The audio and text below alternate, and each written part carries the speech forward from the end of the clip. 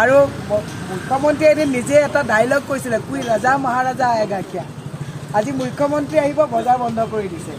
এনেকুৱা এটা পৰিৱেশ লৈ গৈছে যে মুখ্যমন্ত্ৰীয়ে নিৰ্বাচনী প্ৰচাৰত আহিব আৰু সেইকাৰণে আজি বৃহস্পতিবাৰৰ বেলতলাৰ ইমান ব্যস্ততাপূৰ্ণ এখন বজাৰ আজি বন্ধ কৰি দিয়া হৈছে। মই মুখ্যমন্ত্ৰী হিমন্ত বিশ্ব শৰ্মা ডাঙৰীয়াক কৈছোঁ, আপুনি আপোনাৰ গাত নিজেই খান্দিছে।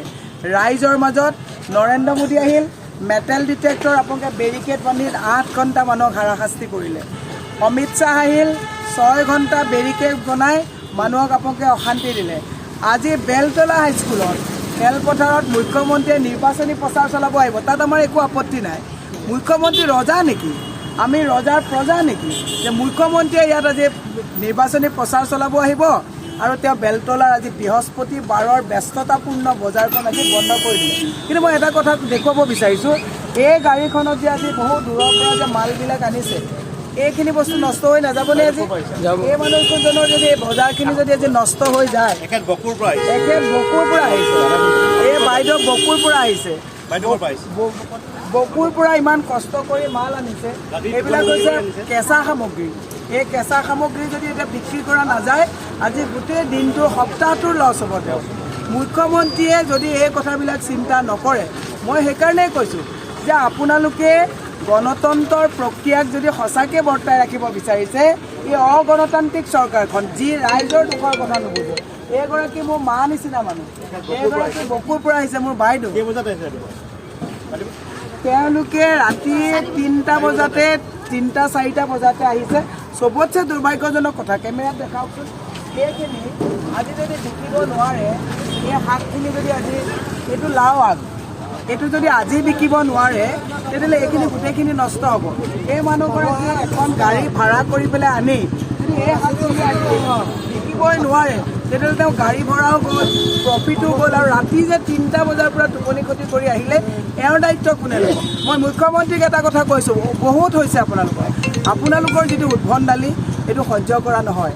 মই কিন্তু নিৰ্বাচনী প্ৰচাৰৰ কাৰণে অহা নাই, মই আপুনি নিজে কোৱা কথাটো আকৌ কৈছোঁ, কুই ৰজা মহাৰাজা আয়েগা কিয়া। তেওঁলোকে ৰজাৰ দৰে আচৰণ কৰিছে আৰু আমাৰবিলাকক প্ৰজাৰ দৰে কৰিছে। সেইকাৰণে মই ৰাইজক এটা কথা কৈছোঁ, এইখন চৰকাৰ অহা 5 বছৰলৈ যদি এইখন চৰকাৰ আকৌ ডাবল ইঞ্জিনৰ চৰকাৰখন আহে, তেতিয়াহ'লে আমাৰ নিচিনা, এই বাইদেউৰ নিচিনা সাধাৰণ মানুহ, এইবিলাক মানুহ জীয়াই থাকিবৰ কাৰণে 100 বাৰ চিন্তা কৰিব লাগিব।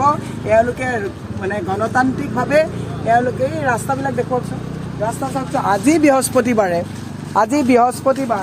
নমস্কাৰ, সহায় কৰিব দেই। আজি বৃহস্পতিবাৰ, চাওকচোন বেলতলা বজাৰৰ অৱস্থাটো চাওক। মুখ্যমন্ত্ৰী আহিবৰ কাৰণে আজি বজাৰ বন্ধ কৰি দিয়া হৈছে। মুখ্যমন্ত্ৰী ৰজা নেকি?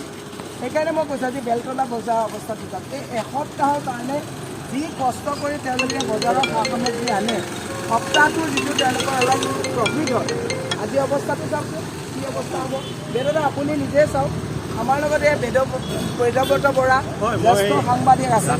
মই বজাৰ কৰিব আহি দেখিলোঁ যে ইয়াতে সা সামগ্ৰীৰ দাম যথেষ্ট বাঢ়িছে। সেইকাৰণে আমি চবেই বেলতলা বজাৰলৈ আহোঁ। থলুৱা মানুহখিনিও বেলতলা বজাৰত বজাৰ কৰি ভাল পায়, ফ্ৰেছ পায়। বকুৰ পৰা আহে, 6 গাঁৱৰ পৰা আহে, তেওঁলোক ৰাতিপুৱা 3-4টা বজাতে আৰু তেওঁলোক ঘূৰি যাব লগা হৈছে। এই যিটো পৰিস্থিতি কৰিছে ইয়াত, যে মিটিং আছে 2টা বজাত বা 2টা বজাৰ পৰা মানুহে 5টা বজাত মিটিং আছে, গতিকে এই সাধাৰণ মানুহখিনিক এনেধৰণৰ বঞ্চিত কৰাৰ অধিকাৰ ক'ত পালে মুখ্যমন্ত্ৰী ডাঙৰীয়াই? যে তেখেত আহিব, সভা কৰিব, চব ঠিক আছে, সেইকাৰণে বিদ্যালয়ত সভা পাতিব, কংগ্ৰেছৰ এখন সভা পাতিবৰ কাৰণে বাৰে বাৰে এপ্লিকেশ্যন দিব লগা হয়, পাৰ্মিশ্যন নিদিয়ে, পাৰ্মিশ্যনটো কেঞ্চেল কৰি দিয়ে। ইয়াত কিন্তু এতিয়া এখন বিজেপিৰ সভাৰ কাৰণে আজি আচলতে বজাৰ বন্ধ কৰি দিয়া হৈছে। এই থলুৱা মানুহবিলাকক বঞ্চিত কৰা হৈছে। এই থলুৱা মানুহবিলাকে কিন্তু ইয়াৰ উত্তৰ দিব। আমি জানো যে ৰাইজ ক্ষোভত আছে আৰু ৰাইজ ক্ষোভক ক্ষোভিত কৰিছে। তেওঁলোকে যি মন যায় তাকে কৰিছে, যি মন যায় তাকে কৰিলে গণতান্ত্ৰিক দেশ এখনত নচলিব।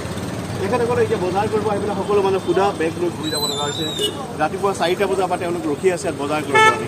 গতিকে এই ব্যৱস্থাৰ মানুহে অৱসান বিচাৰিছে, আৰু মীৰা বৰঠাকুৰ এতিয়া খবৰটো পাই লগে লগে মানুহৰ দুখ বুজি পেলাই দৌৰি আহিছে। তেখেতে মানুহৰ দুখ দুৰ্দশা সদায় তেওঁ ওচৰত আছে। আমি জানো যে মীৰা বৰঠাকুৰৰ মানুহে এইবাৰ সেইকাৰণে সঁহাৰি জনাব, মীৰা বৰঠাকুৰক মানুহে ভোট দিব। মই খালি শেষত মুখ্যমন্ত্ৰীলৈ আহ্বান জনাইছোঁ, পুলিচ প্ৰশাসনলৈ আহ্বান জনাইছোঁ। এই পুলিচ প্ৰশাসনে একেবাৰে যে একেবাৰে মেৰুদণ্ড হটাই দিছে যে মুখ্যমন্ত্ৰী আহিবৰ কাৰণে। মুখ্যমন্ত্ৰী এইবিলাক মানুহৰ ভোট লৈহে মুখ্যমন্ত্ৰী হৈছে। মুখ্যমন্ত্ৰী নিজে মুখ্যমন্ত্ৰী হৈছে নেকি? যিসকল ৰাইজৰ ভোট লৈ মুখ্যমন্ত্ৰী হৈছে, তেওঁলোকৰ যদি সুবিধা অসুবিধাৰ কথাত যদি চিন্তা নকৰে তেতিয়াহ'লে কেতিয়া চিন্তা কৰিব? মই এটা কথা আপোনালোকক বিনম্ৰভাৱে অনুৰোধ কৰিছোঁ, ৰাইজ, আমি এইটো কথা আপোনালোকক বাৰে বাৰে বুজাই আছোঁ যে যিখন চৰকাৰে বেৰিকেড বান্ধি দিয়ে, তাৰমানে জনসম্পৰ্ক এওঁলোকে বিচ্ছিন্ন কৰিছে, ভয় আৰু ভীতিৰে এওঁলোকে চৰকাৰ চলাইছে। এইখন চৰকাৰ যদি এইবাৰ আঁতৰাব নোৱাৰে, বেৰিকেডৰ বহু বাহিৰলৈ আমি গুচি যাম। 4 জুনৰ পিছত আমি উশাহ লওঁতে 10 বাৰ চিন্তা কৰিব লাগিব। সেইকাৰণে 5টা বজাত মিটিং, ৰাতিপুৱা যদি আজি 6টা বজাৰ পৰা 2টা বজালৈকেও বজাৰ দিলেহেঁতেন তেতিয়াও মুখ্যমন্ত্ৰী আহিব পাৰিলেহেঁতেন। মুখ্যমন্ত্ৰীয়ে যদি গোটেইবিলাক নলৈও তেওঁ যদি এইফালেদিও আহিলেহেঁতেন, মুখ্যমন্ত্ৰী সোমাই যাব পাৰিলেহেঁতেন।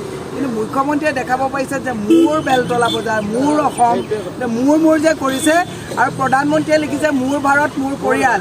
আমি কৈছোঁ মোৰ অসম মোৰ ভাৰত, এইবোৰ আমি হ'বলৈ নিদিওঁ। আমাৰ বস্তুত অধিকাৰ অসমৰ মানুহৰ থাকিব, ভাৰতৰ অধিকাৰ ভাৰতৰ ৰাইজৰ থাকিব। সেইকাৰণে মই আপোনালোকক সেইখিনি সজাগতা আনিবৰ কাৰণে ক'লোঁ যে মুখ্যমন্ত্ৰীৰ অত্যাচাৰ থলুৱা আমাৰ ক্ষুদ্ৰ ব্যৱসায়ীসকলৰ লগত। এতিয়াতো গুণ্ডা টেক্সটো আছেই, গুণ্ডা টেক্স, GMC টেক্সটো আছেই। ইয়াত আপোনালোকক মই এটা কথা জনাইছোঁ, বেলতলাত এখন শাক চব্জিৰ দোকান দিলে 350 টকা এক্সট্ৰা দিব লাগে, কাপোৰৰ দিলে 1200 টকা, ব্লেংকেট বা তেনেকুৱা বস্তু দিলে 750 টকা। কাৰণ মই এই বজাৰবিলাকৰ লগত নিৰবিচ্ছিন্নভাৱে এখেতসকলৰ মনৰ দুখবিলাক বুজি পাওঁ। GMC টেক্স আৰু লেচি টেক্সটো গুণ্ডা টেক্স আছেই।